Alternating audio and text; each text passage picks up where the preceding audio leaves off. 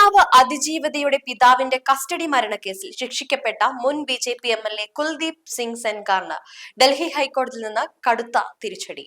ഉന്നാവ് കേസിൽ ജയിൽ ശിക്ഷ അനുഭവിക്കുന്ന മുൻ എം.എൽ.എ കുൽദീപ് സിംഗ് സെൻഗാറിന്റെ ഡൽഹി ഹൈക്കോടതിയിൽ നിന്നും ഇപ്പോൾ വീണ്ടും തിരിച്ചടി നേരിട്ടു എന്നാണ് പറയാൻ കഴിയുക. അതിജീവിതയുടെ പിതാവിന്റെ കസ്റ്റഡി മരണക്കേസിൽ തനിക്ക് ലഭിച്ച 10 വർഷത്തെ തടവ് ശിക്ഷ മരവിപ്പിക്കണമെന്നും ജാമ്യം അനുവദിക്കണമെന്നുമുള്ള സെൻഗാറിന്റെ ഹർജിയാണ് ജസ്റ്റിസ് രവീന്ദ്ര ദുഡേജയുടെ ബെഞ്ച് തള്ളിയത്. ശിക്ഷയുടെ പകുതിയോളം താൻ അനുഭവിച്ചു കഴിഞ്ഞെന്നും അതിനാൽ ജാമ്യത്തിന് അർഹതയുണ്ടെന്നുമായിരുന്നു സെൻഗാറിന്റെ വാദം. എന്നാൽ ഈ വാദങ്ങൾ തള്ളിയ കോടതി കേസിൽ ഫെബ്രുവരി 3 വിശദമായ വാദം കേൾക്കുമെന്ന് വ്യക്തമാക്കി. നേരത്തെ ബലാത്സംഗ കേസിൽ സെൻഗാറിന് ലഭിച്ച ഇടക്കാല ജാമ്യം സുപ്രീം കോടതി സ്റ്റേ ചെയ്തിരുന്നു. എം.എൽ.എ പൊതുസേവകനാണോ എന്ന കാര്യത്തിൽ വ്യക്തത വരുന്നതുവരെ ശിക്ഷ മരവിപ്പിക്കാനാകില്ലെന്ന് നിരീക്ഷിച്ചാണ് സുപ്രീം കോടതി ഇടപെട്ടത്.